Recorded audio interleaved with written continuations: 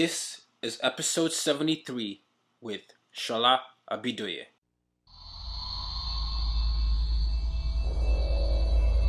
Welcome to the As Told by Nomads podcast, where you'll learn how nomads, third culture kids, entrepreneurs, and leaders all over the world embrace their global identity and use their difference to make a difference.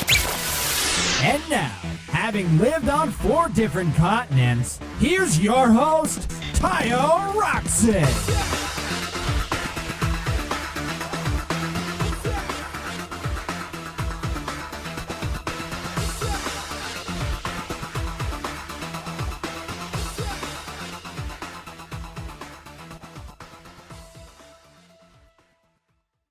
Welcome everybody. Today I have with me Shola Abidoye, and she is the world's #1 expert on CRSP. And what CRSP is controllable, repeatable, scalable, predictable digital sales growth for leading authors, advisors, and sellable companies. Now she's grown more than 3 companies by 10,000% in 5 years, and her clients include market-leading New York Times, USA Today, and Amazon best-selling experts. So I can't wait to really get into a lot of what she does, but welcome to the show, Shola. Thanks for having me, and how are you doing today? I'm delighted to be with you and your audience. Well, it's my pleasure. So can you give us more of your background? Because we were talking before the call, and it's apparent that you've done a lot more than your bio says, and I want to make sure we have a full idea of what your journey has been like. Well, to give you the Twitter version, so to speak, I have been I've been a full-time entrepreneur since May of 2007.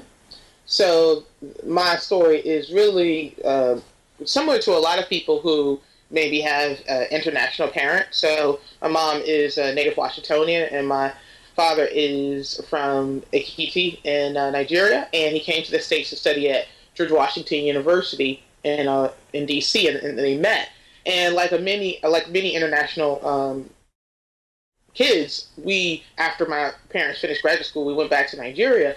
And from similar stories that people who tend to immigrate to the States have to have their hustle. So I grew up, knowing that my dad was an entrepreneur, and even my mom, who's a psychologist, she as well had several small businesses. She ran a restaurant, and she had a side consulting business. So you could say that I was really raised in entrepreneurial culture. But to really give you a sense of the day that I decided that I was going to be an entrepreneur, I decided to go to graduate school in Stockholm, Sweden, at the Royal Institute of Technology. And toward the end of finishing my master's studies, the Guardian newspaper came out with a really great story called The 1,000 Best Books That You Have to Read Before Dying. And I really remember sitting there and reading those books. In the afternoon, I'm not going to lie, I was cutting class. So Sweden is beautiful during the spring, and the flowers were out, and I just decided to, stay home that day. And I happened to come across this article, and I remember distinctly, like it was yesterday, looking at that book and saying to myself, you know what?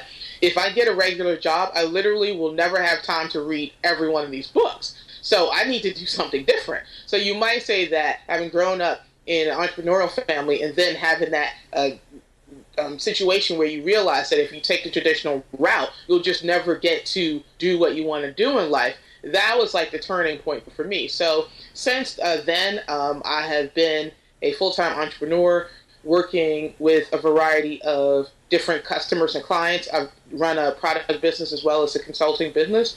And at the moment, through entrepreneurship, I'm able to enjoy the lifestyle that I have now, which is living part of the year on the East Coast, part of the year here in Baja outside of San Diego. And also I spend a lot of time in Europe because I feel like it's a second home for me. So that's the gist of it. Oh, and it's fascinating because we share a lot of parallels. I mean, not only are you, Nigerian,